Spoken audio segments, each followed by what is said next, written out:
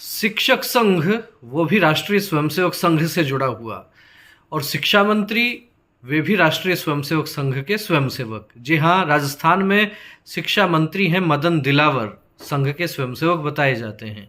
और शिक्षक संघ राष्ट्रीय, वो राष्ट्रीय स्वयंसेवक संघ का आनुषंगिक संगठन है। दोनों के बीच तकरार हो गई, सुलह भी हो गई। तकरार हुई इस बात पे कि शिक्षा मंत्री ने आदेश निकाल दिए थे कि इस बार विद्यालयों में नया सत्र शुरू हो जाएगा 22 जून से। और ये जब आदेश निकाला तो सीधे सीधे बात हो गई कि छुट्टियां कम हो जाएंगी 7-8 दिन की। दूसरा आदेश निकाला कि स्कूलों में प्रधानाचार्य के पावर की जो 2 छुट्टियां होती थी वो कम करके अब 1 कर दी जाएगी।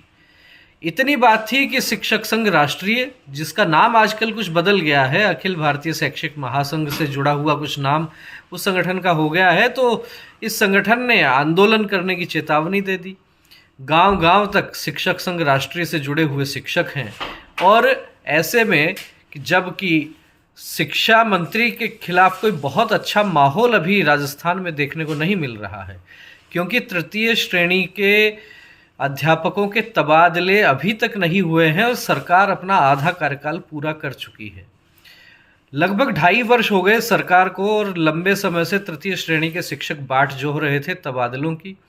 शुरुआती 6 महीनों के बाद से लगातार ये चल रहा है कि 2 महीने बाद लिस्ट निकलेगी, 2 महीने बाद तबादले खुलेंगे, लेकिन नहीं हो पा रहे। तो ऐसे में शिक्षा मंत्री के प्रति नाराजगी बढ़ी हुई है शिक्षकों की, और उस नाराजगी के साथ साथ अब ये जो नया विषय और आ गया था कि 22 जून से नया सत्र शुरू होना था, पावर की छुट्टी 1 कम कर दी गई थी। इन सब को लेके शिक्षक संघ आंदोलन करने के मूड में था, लेकिन वार्ता हो गई, शिक्षा मंत्री के साथ वार्ता हो गई राजस्थान शिक्षक संघ राष्ट्रीय के पदाधिकारियों की, जिसमें उनके प्रदेश अध्यक्ष थे, उपाध्यक्ष थे, कई अन्य और पदाधिकारी भी थे। और सहमति बन गई इस बात पर कि ठीक है, तुम जीते हम हारे, संगठन जीता मंत्री हारा, कोई बात नहीं। मदन दिलावर ने बड़ा मन रखते हुए कहा कि छुट्टियां वापस 28 जून तक ही रहेंगी। 29 जून को नया सत्र शुरू होगा, 29 जून को विद्यालय खुलेंगे ग्रीष्मावकाश के बाद में। और पावर की छुट्टी जो 1 कम की थी वो भी अब वापस यथावत कर दी गई। 2 छुट्टियां पहले होती थी, 2 ही अब कर दी गई हैं।